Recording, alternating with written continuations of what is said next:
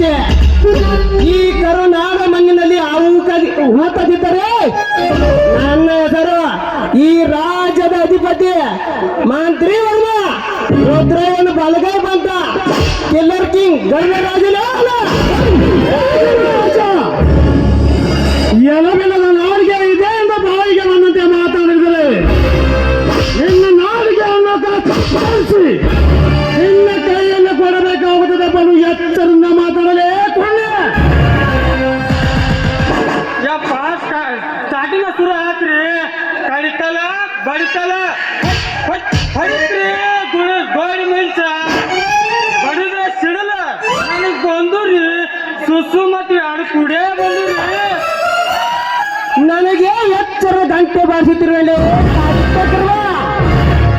ನಿನ್ನ ಹಿಂದೆ ಈ ಪೈಲೋನ್ ಗುಬ್ಬಿದೆ ಎಂದು ಹಾರಾಡುತ್ತೀವಿ ಮಗನೇ, ಹಾರಾಡುವ ಕತ್ತು ನೋಡಿ ಕತ್ತರಿಸಿಯೇ ನಿನ್ನ ಗುರುವಿನ ದರಿದ್ರ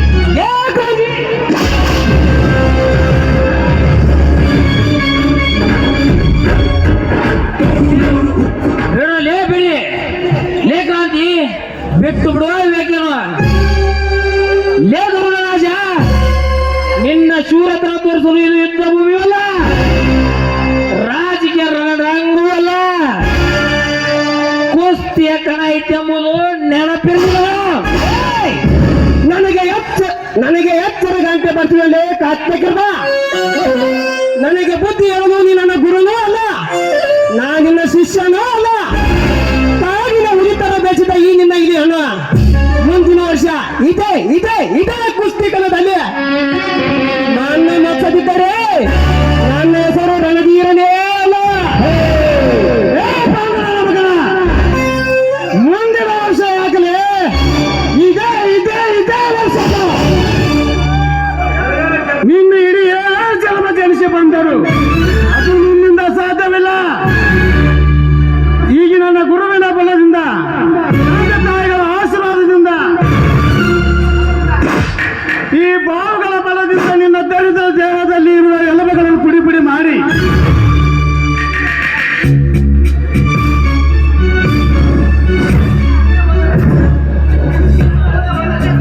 ಮಾಡದೆ ಹೋದರೆ ನನ್ನ ಹೆಸರು ಬಾಹುಬಲಿ ಕ್ರಾಂತಿನೇ ಅಲ್ಲ. ಲೇ ಸಾಕಿನ ನಮ್ಮಿರುವ ಶ್ರೀಮಂತ ಗರುಡರಾಜ,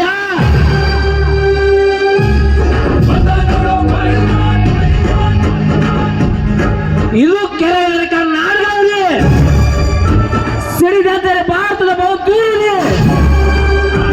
ಜಂಬ ಕೊಚ್ಚಿಕೊಂಡು ನಿಂತರೆ ಇಡೀ ಜಗತ್ತಿಗೆ ರೊಚ್ಚಿಗೆ ರೈತ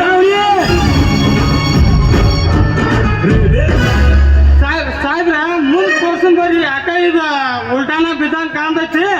ಮುಂದೆ ತೋರ್ಸನ್ ಬರ್ರಿ ನಮ್ಮ ಪವರ್ ಏನೈತಂತ. ಮುಂದೆ ಏಕೆ ನಾನು ಮನಸ್ಸು ಮಾಡಿದರೆ ಹಿಂದೆ ಇದೇ ತೋರಿಸುವೆ ಇವ್ರಿಗೆ ಹಗಲು ನಕ್ಷತ್ರವನ್ನ.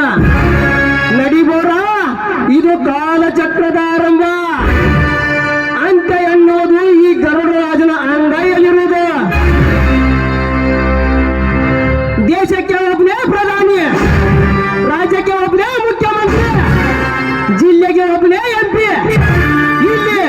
ಇಲ್ಲಿ ನಾನೊಬ್ಬನೇ ಡಾನ್. ಅದು ಈ ಗರುಡ ರಾಜ.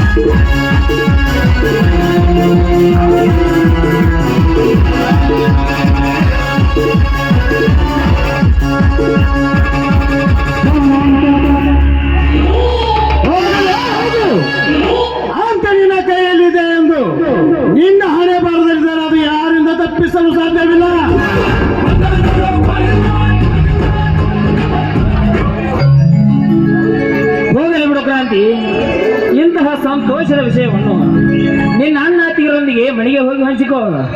ನಾನು ಕುಸ್ತಿಗಾರರ ಕಡೆಗೆ ಹೋಗಿ ಹುಡುಗರ ತಾಲೀಮು ಹೇಗೆ ನಡೆದಿದೆ ಎಂದು ನೋಡಿಕೊಂಡು ಬರುವೆ. ನಿಮ್ಮ ಇಷ್ಟ ಅಂತ ಆಗಲಿ ಗುರುದೇವ.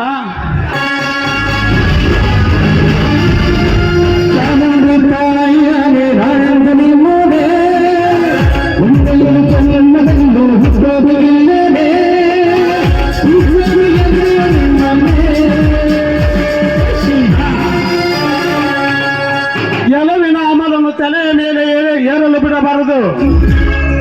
ಸೋಲಿನ ನೋವನ್ನು ಮನಸ್ಸಿನ ಆಳಕ್ಕೆ ಇಳಿಸಬಾರದೆಂಬ ನನ್ನನ ಅಮೃತವಾಣಿಯನ್ನು ನಾನು ಎಂದಿಗೂ ಮರೆಯಲಾರೆ.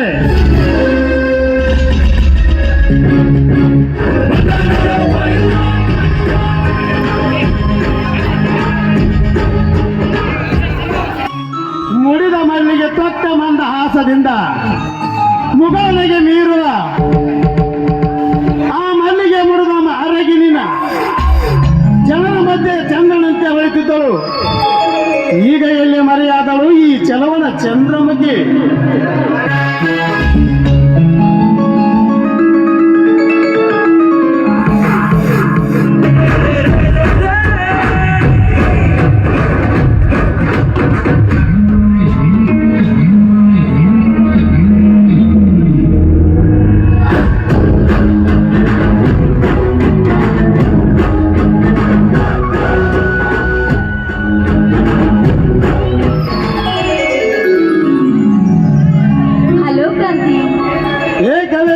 ನೀನಾ? ಈ ಜನರ ಮಧ್ಯೆ ನಿನ್ನನ್ನೇ ಹುಡುಕುತ್ತಿದ್ದೆ. ಕ್ರಾಂತಿ, ಇಂದು ನಿಮ್ಮ ಕುಸ್ತಿಯಲ್ಲಿ ನಿಮ್ಮ ಧೈರ್ಯ ಸಾಹಸವನ್ನ ಕಂಡು ನನಗೆ ತುಂಬಾ ಖುಷಿ ಆಯ್ತು. ಆದ್ರೆ ನಾನೇ ಶೂರಾದಿ ಶೂರ ಅಂತ ಮೆರಿತಾ ಇದ್ನಲ್ಲ, ಆ ಗರುಡರಾಜನ ಸೊಕ್ಕನ್ನ 4 ಜನರ ಮಧ್ಯದಲ್ಲಿ ಮಣ್ಣು ಮುಕ್ಕಿಸಿದೆಯಲ್ಲ, ಅದನ್ನ ಕಂಡು ನನಗೆ ಪರಮಾನಂದವಾಯ್ತು. ಪರಮಾನಂದ ಅಷ್ಟೇ ಅಲ್ಲ ಕಾವೇರಿ,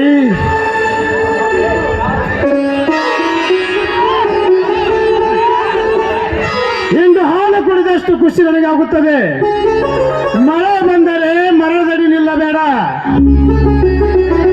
ಕಷ್ಟ ಬಂದರೆ ನೆಂಟರ ಮನೆಗೆ ಹೋಗಬೇಡ, ಸುಖ ಬಂದರೆ ನಂಬಿದ ದೇವರನ್ನು ಮರೆಯಬೇಡ ಎನ್ನುವ ಹಾಗೆ ಪ್ರಾಣಕ್ಕೆ ಪ್ರಾಣ ಕೊಟ್ಟ ಗೆಳತಿ ನೀನು. ನನ್ನೊಂದಿಗೆ ನೀನಿರುವಾಗ ಈ ಕ್ರಾಂತಿಗೆ ಅಪಸ್ವರವೇ ಇಲ್ಲ.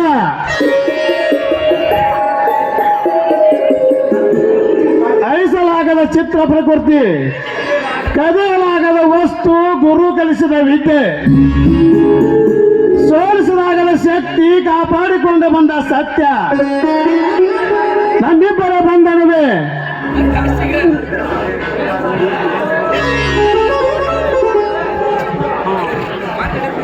ನಿಷ್ಕಲ್ಮಶವಾದ ನಮ್ಮ ಪ್ರೀತಿ ಬಾಲ್ಯದಿಂದ ಕೂಡಿದ ಅಮರವಾಗಿರಬೇಕೆಂದರೆ, ಅಮರವಾಗಬೇಕಂದ್ರೆ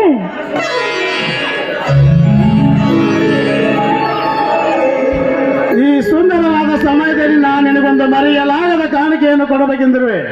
ಹೌದಾ? ಅದೇನ್ ತಂದಿದ್ರ? ತೋರಿಸಿ ನೋಡೋಣ. ತೋರಿಸ್ಬೇಕಾ? ಹಾಗಾದರೆ ಕಣ್ಣು ಮುಚ್ಚು.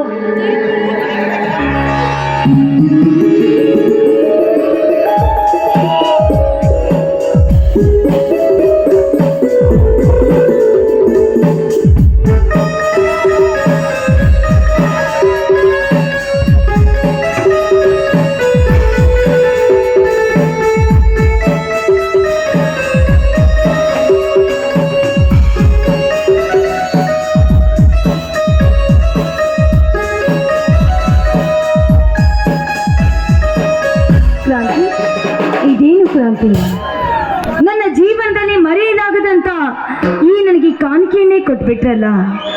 ಕ್ರಾಂತಿ, ನಿಜ ಹೇಳಬೇಕು ಅಂದ್ರೆ ಹೆಣ್ಣಿಗೆ ಮುತ್ತೈದನ ಸಂಕೇತ ಅಂದ್ರೆ ಅದು ಮೂಗುತಿ. ನನಗೆ ಈ ಮೂಗುತಿಯನ್ನ ಕೊಟ್ರಲ್ಲ, ಇಂದು ನಾನು ನಿಜವಾಗ್ಲೂ ಮುತ್ತೈದೆಯಾದೆ. ನನಗೆ ಆಶೀರ್ವಾದ ಮಾಡಿ ಕ್ರಾಂತಿ. ನಿಜ ಕಾವೇರಿ, ಮುತ್ತೈದೆ ಎಂದರೆ 5 ಮುತ್ತುಗಳು ಹೊತ್ತವಳೆ ಮುತ್ತೈದೆ. ಮೊದಲನೇ ಮುತ್ತು ಹಣೆಯ ಮೇಲಿರುವ ಕುಂಕುಮ, 2ನೇ ಮುತ್ತು ಎಂದರೆ ಮೂಗಿನಲ್ಲಿರುವ ನತ್ತು, 3ನೇ ಮುತ್ತು ಎಂದರೆ ಕಾಲಲ್ಲಿರುವ ಕಾಲುಂಗುರ, 4ನೇ ಮುತ್ತು ಎಂದರೆ ಅಂದರೆ ಕೈಯಲ್ಲಿರುವ ಹಸಿರು ಬಳೆ. ನಿಜವಾಗ್ಲೂ 5 ಮುತ್ತುಗಳು ಹೊತ್ತವಳೇ ಮುತ್ತೈದೆ. ಹೌದೇ? ಹಾಗಾದ್ರೆ ಈ 5 ಮುತ್ತುಗಳ ದಿವ್ಯ ಶಕ್ತಿಗಳ ಬಗ್ಗೆ ಹೇಳ್ತೀರಾ? ಅವಶ್ಯವಾಗಿ ಹೇಳುತ್ತೇನೆ, ಕೇಳು. ಮೊದಲನೇ ಮುತ್ತು ಎಂದರೆ ಹಣೆ ಮೇಲಿರುವ ಕುಂಕುಮ. ಆ ಕುಂಕುಮದ ಬಣ್ಣ ಕೆಂಪು. ಆ ಕೆಂಪು ಬಣ್ಣ ಜಗತ್ತಿಗೆ ಅಪಾಯಕಾರಿ.